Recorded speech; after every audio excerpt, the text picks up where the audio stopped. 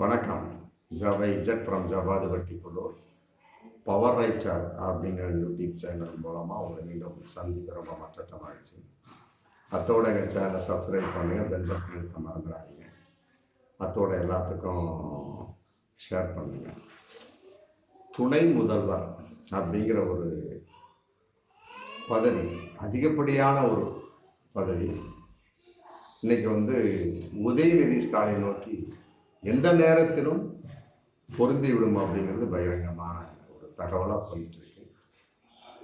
இருந்தாலும் அதுக்கு மு.க. ஸ்டாலின் முற்றுப்புள்ளி வச்சுட்டாங்க.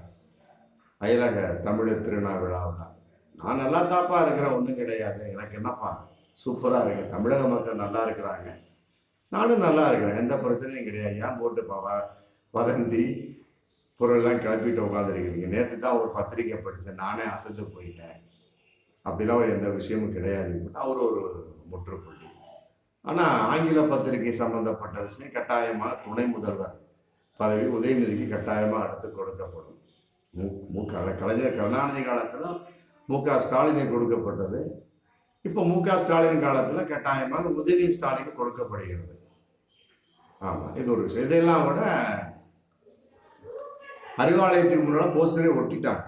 ஆமாம், வருங்கால துணை முதல்வரே அப்படிங்கிற மாதிரி. மற்றபடி வரக்கூடிய ஜனவரி 21 இளைஞர் அணி 2வது மாநாடு இருக்கு இல்லையா, அது சம்பந்தமான மிக பயங்கரமான ஒரு போஸ்டர்ஸும் போயிட்டு இருக்கு. எப்படியோ திமுகவின் அடுத்த வாரிசு அப்படிங்கிற விஷயத்துக்குள்ள இன்னைக்கு உதயநிதி வந்துட்டார், கட்டுக்கோப்பு வந்தாச்சு. அரசியல் அப்படிங்கிற ஒரு விஷயத்துல வாரிசு அரசியல், அந்த எதிர்த்து திமுகவில் எத்தனையோ கட்சிகள் பிரிஞ்சு போனாங்க. திமுக ஒரு குடும்ப அரசியல் செய்யக்கூடிய கட்சி, வாரிசு அரசியல் செய்யக்கூடிய கட்சி அப்படின்னு பார்த்தோம்னா இன்னைக்கே அவங்களே வாரிசு அரசியல் பண்ணிட்டு இருக்கிறாங்க. குறிப்பா சொல்ல போனா மதிமுக வைகோ அவர் இந்த வாரிசு அரசியலுக்காகவே தன்னுடைய ஆதரவாளர்களை திரட்டி கொண்டு தனியாக பிரிந்து ஒரு மதிமுக அப்படின்னு ஆரம்பிச்சார். ஆமா, கடைசி வரைக்கும் அப்படியே போராடி அந்த அளவுக்குலாம் பெரிய முன்னேற்றம்லாம் கிடையாது. திமுகவை போல் அதிமுக முன்னேற்றம்லாம் கிடையாது. அப்புறம் இப்ப பாருங்க, தன்னால் முடியாத ஒரு சூழல், வயது வந்த ஒரு சூழல், மற்றபடி எந்த நேரத்திலும் ஒரு வயதின் வெளிப்பாடு இருக்கு இல்லையா, மரணம் அப்படிங்கிற வெளிப்பாடுலாம் இருக்கு. அப்புறம் கட்சிக்கு சொத்துக்கள்லாம் இருக்கு, அதெல்லாம் எப்படி பாதுகாக்கிறது அப்படிங்கும்போது அடுத்தவர்கள் எவ்வாறு நம்பிக்கை வைப்பது அப்படிங்கிற கேள்வி வருது. எல்லாத்துக்கும் தான் ஒரு சாதாரண ஒரு அடிமட்ட ஒரு தொண்டனுக்கு உள்ள சிந்தனை தான் மிகப்பெரிய தலைவருக்கு வருகிறது அப்படிங்கிறத பகிரங்கமான ஒரு. ஏன் தலைவராக இருக்கக்கூடிய சமயம் விட்டுட்டு போலாமே, எப்பா 4 பேர் சேர்ந்த சொத்துப்பா, மற்றபடி எல்லாம் கூட்டம் சேர்ந்து மற்ற எல்லாத்தையும் ஏற்பாடு பண்ணி, ஆமா அடுத்து இது மாதிரி பொறுப்புப்பா, யாரை தேர்ந்தெடுக்கலாம் அப்படிங்கிற கான்செப்ட் பண்ணலாம் அப்படிங்கிறதெல்லாம் விட இவர்களாகவே முன்னிறுத்திடுறாங்க. அதன் அடிப்படையில் தன்னுடைய பையனை துரை வைகோ அப்படிங்கிற முன்னிறுத்தி இன்னைக்கு அவர் அதுக்கு தனக்கு பின்னால் கொண்டு வந்துட்டு இருக்கிறார். அடுத்த தலைவர் அவர் தான் மதிமுக தன்னுடைய பையன். அதன் அடிப்படையாக அங்கே பிரளயம் வெடிச்சுது. திருப்பூர் சம்பந்தப்பட்ட ஒரு பிரமுகர் கூட பகிரங்கமாக அறிக்கையெல்லாம் வெளியிட்டு தன்னுடைய எதிர்கருத்துக்களை வைகோவுக்கு முன்னால சொன்னார். அப்ப பல உண்மைகள் வெளிவந்தது. மதிமுக எப்படிலாம் பண்ணியிருந்தார்கள், வைகோவுடைய நிலைப்பாடு எப்படி இருந்தது, இன்னைக்கு எப்படி இருக்கு, அவருடைய சுயநலத்தின் வெளிப்பாடு என்ன அப்படிங்கலாம் பயங்கரமா வந்துருச்சு. இருந்தாலும் அதுல இருந்து விலகலையே வைகோ. அன்று திமுகவை விட்டு விலகினார், இன்று தன்னுடைய சொந்த கருத்திலிருந்து விலகினாரா? இல்லையே, தான் பையனைத்தானே போட்டிருக்கிறாரு. அதே மாதிரிதான் பாமக கட்சி தொடங்குறப்ப சொன்னார், இதெல்லாம் கிடையாதுங்க, நான் வாரிசு அரசியலே கிடையாது, குடும்ப அரசியலும் கிடையாது, தங்களுடைய ஒரு எங்களுடைய ஒரு நிலைப்பாடு தனிப்பட்ட முறையில் இருக்கும். ஆமா, என் குடும்பத்துல எந்த நபரையுமே நான் அரசியல் களத்துக்குள்ள இந்த கட்சிக்குள்ள நுழைச்சேன் அப்படின்னா என்னை நடு ரோட்டில் வைத்து என்னை செருப்பால் அடியுங்கள், விளக்கமாறால் அடின்னு சொல்லி சொன்னார். ஆமா, பழனி பாபா இதுக்கு ரொம்ப உறுதுணையா இருக்காரு. பழனி பாபா காலம் சென்ற மரியாதைக்குரிய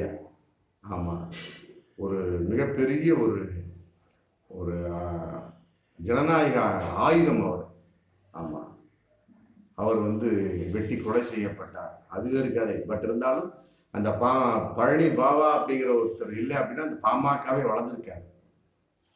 அவர் முன்னாலே பல கட்சி அரசியல் மேடையில் ராமதாஸ் அறிவிச்சார். ஆமாம், எங்கள் குடும்பத்தில் யாருமே வந்து கட்சிக்குள்ளே வரமாட்டாங்க அப்படின்னாரு. இப்போ பாருங்க, தான் பையன் அன்புமணி ராமதாஸை உள்ளே இறக்கிட்டார். ஆமாம், இதே வெளிப்பாடு. சொத்துக்கள் வந்து களவாடப்பட்டு விடக்கூடாது. ஆமாம், இதே நேரத்தில் பல பிரமுகர் நிதி கொடுத்துருப்பாங்களா இல்லையா? அப்படிங்கிறப்ப அது அடுத்த ஒரு நிதி தானே. அது ஏன் இந்த மாதிரி தலைவர்களுக்கு தெரியல?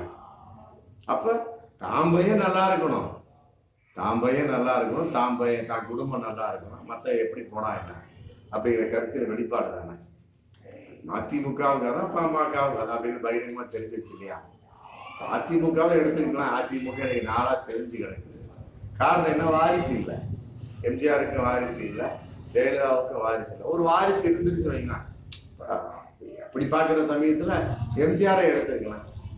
தான் மனைவியை தான் அடுத்து இறக்குறாரு. ஏன் மற்ற எத்தனையோ பெண்கள் இருக்காங்களா? தான் உங்களை கட்சிக்குள்ள இறக்கிருக்கலாம் இல்லையா? ஏன் தன் மனைவி இறக்குறாரு? அது தான் தனக்கு மகன் இருந்தா மகனா இறக்கிருப்பார். அதான் பகிரங்கமான உண்மை. நல்லா புரிஞ்சுக்கணும். இதுல இந்த காழ்ப்புணர்ச்சியின் வெளிப்பாடுலாம் கிடையாது, உண்மையின் வெளிப்பாடு நிறைய இருக்கு. எம்ஜிஆர் உடல்நலம் சரியில்லை, அதுக்கு பின்னால இறந்துடுறாங்க, ரைட்டு, ஓகே. அப்புறம் என்ன பண்றாங்க? ஜானகி அம்மா தானே வர்றாங்க. அதுக்கு ஆப்போசிட்டா ஜெயலலிதா அம்மையார் வர்றாங்க, அவங்க ஜெயிக்கிறாங்க. அது விடுங்க. இருந்தாலும் எம்ஜிஆர் வகையில ஜெயலலிதா அம்மையார் கூட அவர் சொன்னாரா? அவருக்கோ ஜெயலலிதா வந்து கொள்கை பரப்பு செய்யலாம், கோப்பாசி அவ்வளவு. மற்றபடி வந்து பொதுச் செயலாளருக்கும் தலைமைக்கும் எந்த அருகதையும் இல்லை என்று அன்னைக்கு பார்க்கப்பட்டது. அந்த நேரத்தில் ஜானகி அம்மா தான் நிற்க வச்சாங்க. ஒற்றுமையா இருந்து ஏப்பா ஜெயலலிதா நிற்க வைப்பா அப்படின்னு சொல்லிருக்கலாம் அதிமுக. ஏன் சொல்லல? அதுதான் எம்ஜிஆருக்கு ஆண் குழந்தை இல்லை, பெண் குழந்தையும் இல்லை. இப்போ ஜெயலலிதா இருந்தாங்க. அவருடைய மரணம் வந்து இன்னைக்கு மர்ம மரணமாக தான் போயிட்டு இருக்கு. ஆமாம், அவர் எவ்வாறு இறந்தார் அப்படிங்கிறது இன்னைக்கு வரைக்கும் மர்மமாக போயிட்டு இருக்கு. அது ஆணையத்தில் வெளிப்பாடு. ஆமாம், சசிகலாவை மீண்டும் விசாரிக்க வேண்டும், ஓபிஎஸ்ஐ மீண்டும் விசாரிக்க வேண்டும் அப்படின்னு அவங்க போயிட்டு இருக்கிறாங்க. இன்னைக்கு வரைக்கும் அந்த இதெல்லாம் என்ன ஆணையத்தில் வெளிப்பாடு என்ன அப்படின்னு இது வரைக்கும் தெரியல. திமுக ஸ்டெப் எடுக்கல அப்படின்னு தெரியல. இருந்தாலும் அன்னைக்கு ஜெயில இருந்திருந்தா அப்படின்னா, அந்த அம்மாவுக்கு வந்து ஒரு ஆண் குழந்தைய ஒரு பெண் குழந்தைய இருந்திருந்தா அப்படின்னா, இப்போ அவங்களுக்கு வந்து ஒரு மரணம் ஏற்பட்டிருக்குமா? கரெக்டாக ஏற்பட்டிருக்காது. அப்படி ஏற்பட்டிருந்தாலும் அவருக்கு பையன் இருந்தா சொல்லியிருப்பாரு, பொண்ணு இருந்தா சொல்லியிருப்பாங்க, இவங்க தான் காரணம் அப்படின்னு இருப்பாங்க. அப்போ என்ன ஆகும்? அதிமுக அவங்க தான் பொதுச் செயலாளர் எடுத்து எடப்பாடியும் சசிகலா வந்துட்டு முடியாது. புரியுதுங்களா? அப்ப அதிமுக இன்னைக்கு சேர்ந்துருக்குது. வாரிசு இல்லை, வேற ஒண்ணுமே கிடையாது. அதிமுக நாளைக்கு ஒண்ணும் கிடையாது. எடப்பாடி எடுத்துக்கலாம், எடப்பாடி இருக்காரு.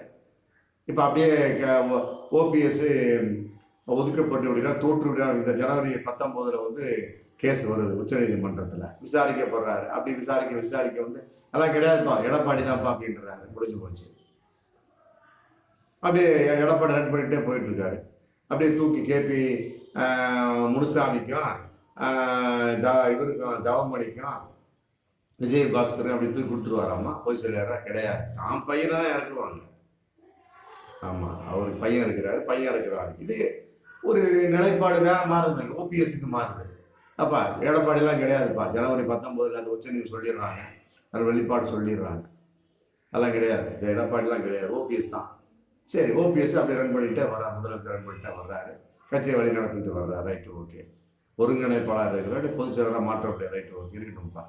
உச்ச நீதிமன்றத்தை பொதுச் செயலர் மாற்றப்பட்ட அப்படி ரன் பண்ணிட்டு அவர் தான் தலைவர்ப்பா விட்டு போயிட்டு இருக்காரு. அப்போ அவரு அப்படியே இருக்கக்கூடிய வைத்தியநாதனுக்கும், மற்றபடி ஜேசிடி பிரபாகருக்கும், மற்றபடி வந்து நம்ம புகழேந்தி ஐயாவுக்கு கொடுத்துருவாரா? அதெல்லாம் கிடையாது. தான் பையனை தான் உள்ள இருக்கிறார். இப்போ ரெடியாக தான் இருக்கிறாரு. ரவீந்திரநாத் வந்து ஆல்ரெடி வந்து தேனி எம்பி தொகுதி, ஆமாம், தேனி தொகுதியில் எம்பி அவர். ஆமாம், சில வெளிப்பாடின் அடிப்படையில் வந்து அது கோர்ட்டில் கேஸ் போட்டு, மிலானி சம்மந்தப்பட்டவையில் கோர்ட்டில் கேஸ் போட்டு அது தடை செல்லாதுன்னு சொல்லிட்டாங்க. அப்புறம் தடை உத்தரவு வாங்கிட்டு உட்காந்துருக்கிறாரு. இன்னும் 4-5 மாதத்துல மீண்டும் தொடர்பு. இப்போ மீண்டும் அந்த ரவீந்திரநாத்தை திரும்ப அந்த தேனித்து நிற்க முடியுமா? கிடையாது, நிற்பதற்கு அருகதில்லை. ஆமாம், அவர் சிவகங்கை நோக்கி போக போயிடும் அப்படின்னு பகிரங்கமான ஒரு தகவலும் போயிட்டு இருக்கு. இப்போ தேனி வந்து டிடிவி நிற்க போறாரு. அது உறுதிப்படப்பட்ட ஒரு தகவல் பிஜேபி சார்பாக. அப்போ என்ன ஆகுது? ஓபிஎஸ் வந்து நிலைப்பாடு இப்பவே தெரிஞ்சு போச்சு. ஓபிஎஸ் அரசியல் வாரிசு. அவருக்கு வந்து உச்ச நீதிமன்றம் வந்து பொறுப்பு கொடுத்துட்றாங்க, ஓபிஎஸ் தான் சொல்லிட்டாங்கன்னா, அடுத்து ஓபிஎஸ்க்கு பின்னால யார் தலைவர்? அதிமுக தலைவர். ஒன்று ரவீந்திரநாத் அவரா இருக்கு, அவருக்கு கீழே ஒரு பையன் இருக்காரு, அவரா இருப்பான். அவ்வளவுதான், வேற ஒன்றும் பண்ண முடியாது. அப்போ வந்து வாரிசு அரசியலுங்கிறது வந்து யாரும் வாய் வார்த்தை, அவ்வளவுதான். மற்றபடி வேற இருக்குது. இப்போ ஒன்றும் கிடையாது. தேமுதிக எடுத்துக்கலாம். எத்தனை பேர் அதில் பொருளாளர் இருக்கிறாங்க, எத்தனை பேர் பொதுச்செயலாளர் வந்துட்டாங்க, யார் தலைவர், எல்லாம் சொந்த கட்சி தான், சொந்த கட்சி, அவ்வளவுதான். தன்னுடைய சொத்துக்களை பாதுகாப்பதற்காக கட்சியை ஏற்படுத்திக்கிறாங்க, வேற ஒன்றுமே கிடையாது. பல கோடி, பல்லாயிரம் கோடி சொத்து இருக்கு விஜயகாந்துக்கு. ஆமாம், இப்போ என்ன பண்ணாங்க, அவரு ஒரு டைப்பாக இது மரணத்தின் தருவாயில் இருக்கக்கூடிய சமயம் டக்குன்னு என்ன பண்ணாங்க, அந்த அம்மா டக்குன்னு கூட்டத்தை கூட்டி பிரேமலதா என்ன பண்ணிட்டாங்க, தன்னை பொதுச் செயலாக நிலைநிறுத்திக் கொண்டார்கள். ஆமாம், இல்லை இப்போ நிறுத்தாங்க வைக்கலாம். பொதுச் செயலாளராக தேமுதிகவுக்கு பிரேமலதா தேர்ந்தெடுக்கப்படாமல் பிறகு தேர்ந்தெடுத்துக்குள்ளலாம் வச்சுட்டாங்கன்னா இன்னைக்கு பயங்கரமான பிரச்சனை வெடிக்கும். ஆமாம், 2 பேர் பார்ப்பான், தேமுதிகவா தேமு ஜனநாயக திமுக அப்படின்னு இன்னொருத்தர் ஆரம்பிச்சிருவாங்க. அப்புறம் இன்னொருத்தர் பார்ப்பார், ஜனநாயக தேமுதிக ஆரம்பிப்பார். இன்னொருத்தர் முற்போக்கு தேமுதிக இன்னொருத்தர் ஆரம்பிச்சிருவார், வைகோ ஆரம்பிச்சிருந்தாங்க. புரியுதுங்களா? அப்ப என்ன ஆகுது, கட்சி உடஞ்சு போயிடும். அந்த உடைய விடக்கூடாது, சொத்துக்கள் போய்விடக்கூடாது. ஏன் ஒண்ணுங்கிற பொருளாளர் யாரு? விஜயகாந்தோட மச்சன், பிரேமலதாவோட தம்பி. ஏன் வேற ஆளை போடுங்களா? எத்தனை பேர் இருக்காங்க தேமுதிக, எத்தனை பழைய நிர்வாகம் இருக்காங்க, போடுங்க. போட முடியுமா? முடியாது. சொத்துக்களை பாதுகாக்க வேண்டும். அங்கதான் அரசியல்வாதி நிற்கிறான். பக்கம் பக்கமா பேசலாம், டைலாக் எப்படி வேணாலும் பேசலாம். பைசான்னு வரும்போதுல அவன் கரெக்டாக நிற்பான். ஏன்னா அவனுக்கு வேற தொழில் கிடையாது. பிளம்பரு, பெயிண்டரு, மற்ற குளத்து வேலை செய்கிறவன், பிஸ்னஸாக இருந்தால் அவன் பார்த்துட்டு போயிட்டு இருப்பான். அரசியலுங்கிறது வந்து 5 வருடத்துக்கு ஒரு தடவை தான். அதுக்கு இடையில வந்து அப்படியே உடான்ஸு உருட்டல்கள், அப்படியே மக்களை அப்படியே உருட்டிக்கிட்டு ஏமாத்திக்கிட்டு அப்புறம் நம்பிக்கை ஏற்ப அப்படியே போயிட்டே இருந்தால் தான் அடுத்த தேர்தலை சந்திக்க முடியும். இல்லைன்னா உண்மை வீட்டில் தூணா உண்மை முடியாது. வியாபாரம் அப்படி கிடையாது. அதனால வந்து இன்னைக்கு அரசியல் வந்து வியாபாரமாக்கப்பட்டு விட்டது, அவ்வளவு முடிஞ்சு போச்சு.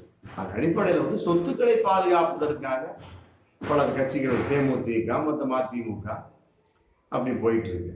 அதிமுக நாளா செதஞ்சு உடஞ்சிட்டு இருக்கு, அவ்வளவு வாரிசு இல்லை. ஆமா, தேமுதிக அப்படி கிடையாது. அதுக்கு பின்னால 2 பசங்க இருக்காங்க, விஜயகாந்த் பின்னால் ஒன்றும் கிடையாது. பிரேமலதாவே நான் கேட்கிறேன் பிரேமலதாவுக்கு பின்ன பொதுச் செயலாளர். அடுத்தது வந்து தலைவராக வந்து இருக்கக்கூடிய மிகப்பெரிய முக்கியமான, அங்கே இருக்கக்கூடிய முக்கியமான பிரமுகர்களோட ஒரு மாவட்ட செயலர் வந்துடுவாரா? அதெல்லாம் வரமாட்டாங்க, பசங்க தான் வைப்பாங்க. புரியுதுங்களா? இது மாதிரி அடிக்கிட்டே போனாங்க. அதே மாதிரி தான் ஐஜேக்கு. ஆமாம், இவர் SRM காலேஜ் அவர் ஓனர். அவர் தன் சொத்துக்களை பாதுகாப்பதற்காக கட்சியை ஆரம்பிச்சு போயிட்டு இருக்காரு. யார்? பச்சைமுத்து, அவர் பையன். ஏன் வேற யாரும் கிடைக்கலையா?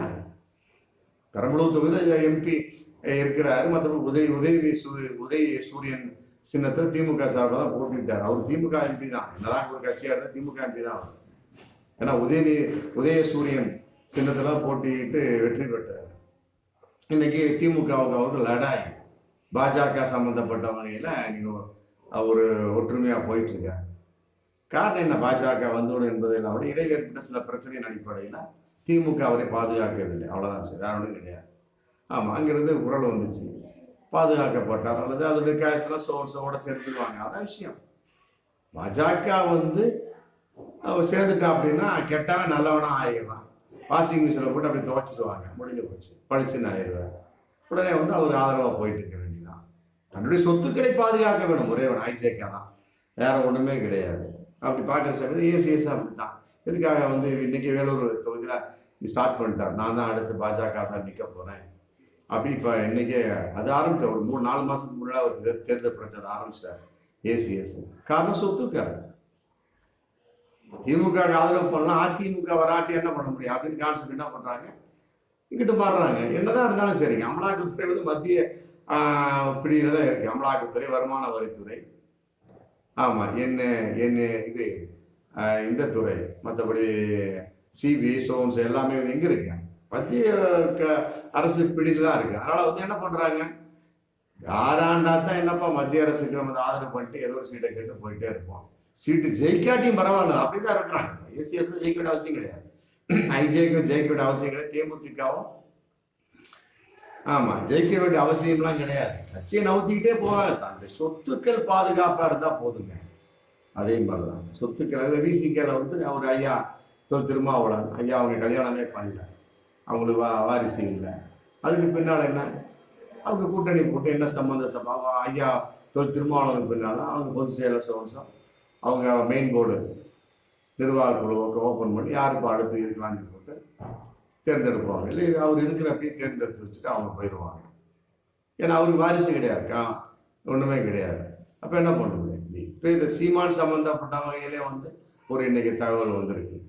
அவன் தன் மனைவியை முன்னிறுத்தி கொண்டிருக்கிறார் அப்படின்னு. அப்புறம் என்னத்தை பண்றது? அப்படி சீமானே எடுத்துக்கலாம், தன் மனைவியை முன்னிறுத்துகின்றார் தன் கட்சிகள் அப்படிங்கிறப்ப இன்னைக்கு அந்த புகைச்சல் வந்தாச்சு. அவர் பெரிய வாரிசு அரசியலை பத்தி பக்கம் பக்கமா பேசுறாரு, பேசுற கேசட்லாம் நிறைய இருக்கு. இப்போ எதுக்கு தன்னுடைய மனைவியை முன்னிறுத்துறாரு? அது காரணம் என்ன? சம்பாதித்த சொத்துக்கள் தான் கையை வெட்டி போய்விடக்கூடாது.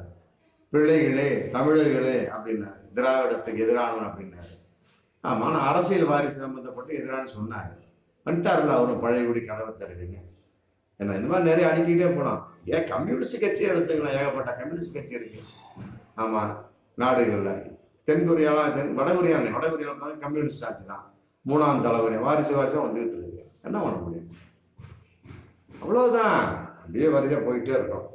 இந்த மாதிரி அடிக்கிட்டே போலாம். ஜி.கே. வாசன் அவர் மட்டும்தான். மற்றபடி அவரு சொத்துக்கு பின்னால பெருசா கட்சி வளர்ந்தனா அவரு தன்னுடைய வாரிசை இறக்கிடுவார். அவருக்கு நிறைய சொத்துக்கள் இருக்கு. ஆமா, இது என்ன ஒரு வெளிப்பாடு? இஸ்லாமிய அமைப்புகள் வாரிசு அரசியல் பண்ணல, அதெல்லாம் பகிரங்கமான உண்மை. நம்ம எஸ்டிபிஏ மற்றபடி இந்த முஸ்லீம் லீக்கு, அப்புறம் மக்கள் மனிதநேய மக்கள் கட்சி, மனிதநேய ஜனநாயக மக்கள் கட்சி, இந்த மாதிரி முஸ்லீம் லீக் பல கட்சிகள் இருக்கு. அதெல்லாம் உதிரி கட்சிகள், பெருசா எதிரி கட்சிகள் சொல்ல முடியாது, சும்மா உதிரி கட்சிகள். ஆமா, ஒரு இஸ்லாமிய குறிப்பிட்ட மத அமைப்புவாத கட்சிகள் அப்படிங்கிற கான்செப்ட் வட்டத்தில் வரக்கூடிய சமயத்தில் என்ன ஆகும்? அவங்கள்ட்டலாம் ஒரு இது வாரிசு அரசியல், முஸ்லீமுக்கெல்லாம் இன்னைக்கு வரைக்கும் வாரிசு அரசியல் கிடையாது. அப்படியே வாங்கிட்டாம அதுக்கு பின்னால ஒரு தலைவரை தேர்ந்தெடுத்து போயிட்டே இருப்பாங்க. அடிப்படையில இன்னைக்கு திமுக போயிட்டு இருக்கு, வேற ஒன்றும் கிடையாது. கலைஞர் கருணாநிதி, அடுத்து மு.க. ஸ்டாலின், அடுத்து உதயநிதி ஸ்டாலின்.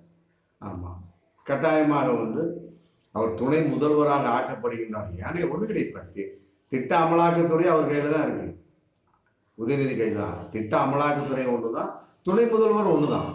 துணை முதல்வர் ஒரு லேபிள் மாதிரி. ஒரு பாத்திரம் வாங்குறோம், ஒரு பாத்திரத்தில் ஐஎஸ்ஐ இருக்கும், இன்னொரு பொருளை வாங்கினா BIS இருக்கும், 916 இருக்கும், ஹால்மார்க் இருக்கும், இன்னொரு பாத்திரத்தை வாங்கினா FSSI போட்டு, அந்த மாதிரி ஒரு லேபிள். அது துணை முதல்வர் அப்படின்னு லேபிள். திட்ட அமலாக்கத்துறைகளும் துணை முதல்வர் ஈக்குவல் தான். அதெல்லாம் திட்டமிட்டு தான் பண்ணியிருக்கிறாங்க திமுக. உதயநிதி ஸ்டாலின் கையில் இது 3 பொறுப்புங்க: இளைஞர் மேம்பாடு, விளையாட்டுத்துறை, திட்ட அமலாக்கத்துறை. மற்றதெல்லாம் அவங்களுக்கு 2 பொறுப்பு. திட்ட அமலாக்கத்துறைக்கு ஈக்குவல். திட்ட அமலாக்கத்துறை ஒண்ணுதான், துணை முதல்வர் பொறுப்பு ஒண்ணுதான். அப்ப அவரு துணை முதல்வர் அப்படிங்கிற விளையாட்டுல ஒட்ட வேண்டிய அவசியம் இப்போ துணை முதல்வர் தான் போயிட்டு இருக்காரு. அதுல எந்த ஒரு மாற்று கருத்துமே கிடையாது. ஒரு விஷயம் அப்படின்னா அவர் சைன் போடணும், அப்புறம் தான் நிதி மந்திரி போவார். ஆல்ரெடி துணை முதல்வர் தான் அவரு, அதுல எந்த ஒரு மாற்று கருத்துமே கிடையாது. உதயநிதி ஸ்டாலின் என்ன லேபிள் ஓட்ட போறாங்க, அவ்வளவுதான், வேற ஒண்ணும் கிடையாது. அதன் அடிப்படையில் வாரிசு அரசியல் அப்படியே கண்டினியூ போயிட்டே இருக்கும். அதான் உண்மை, வேற ஒன்றும் கிடையாது. அதனால வாரிசு அரசியல் சொல்ற அத்தனை பேருக்கு மனம் மாறி விட்டார்கள். அவங்களே வாரிசு அரசியல் தான் போயிட்டு இருக்கு. அப்படிங்கும் போதுல திமுகவில் ஒரு வாரிசு அரசியல் உருவாகி விட்டது. அது அன்னைக்கு உருவாயிருச்சு, இன்னைக்கு கண்டினியூயா போயிட்டு இருக்காங்க அப்படின்னு சொல்றதெல்லாம் மக்களை ஏமாற்றக்கூடிய ஒரு கருத்து. ஆமா, சொல்றான் பார்த்தீங்களா, அவனை கேளுங்க. ஏண்டா நீ ஒரு அரசியல் கட்சி ஆரம்பிச்ச, ஒண்ணும் கிடையாது, ஒரு பொட்டி கடையே வைக்கிறேன், அடுத்தவன் ஒப்படைச்சு போயிருவா? உன் பையன் உன் பொண்ணை தானே பார்ப்பேன். இவ்வளவு பெரிய பல கோடி சொத்து, 234 தொகுதி, எல்லாம் புதுச்சேரிக்கு 40 MP தொகுதி இருக்கக்கூடிய சமயத்துல எப்படா ஒருத்தவன் அடுத்தவனை நம்பி ஒப்படைப்பான்? அவனுக்கு ஆசை இருக்காதா? எல்லாம் மனுஷன் தாங்க, முடிஞ்சு போச்சு. ஆமா, அப்படிப்பட்டவர்களுக்கு ஓட்டு போடுங்க, ஓட்டு போடாதும் அவரவர்கள் விருப்பம். அப்படித்தான் நம்ம பார்க்கணுமோ ஒழிய மற்றபடி வாரிசு அரசு இல்லாத கட்சி தமிழகத்தை எதுவுமே கிடையாது. வாரிசு அரசு இல்லையா, அதுல அந்த கட்சியில தலைவருக்கு வாரிசு இல்லைன்னு அர்த்தம். ஆமா, அதான் நிதர்சனமான உண்மை. மீண்டும் அடுத்த வீடியோ சந்திப்போம். நன்றி.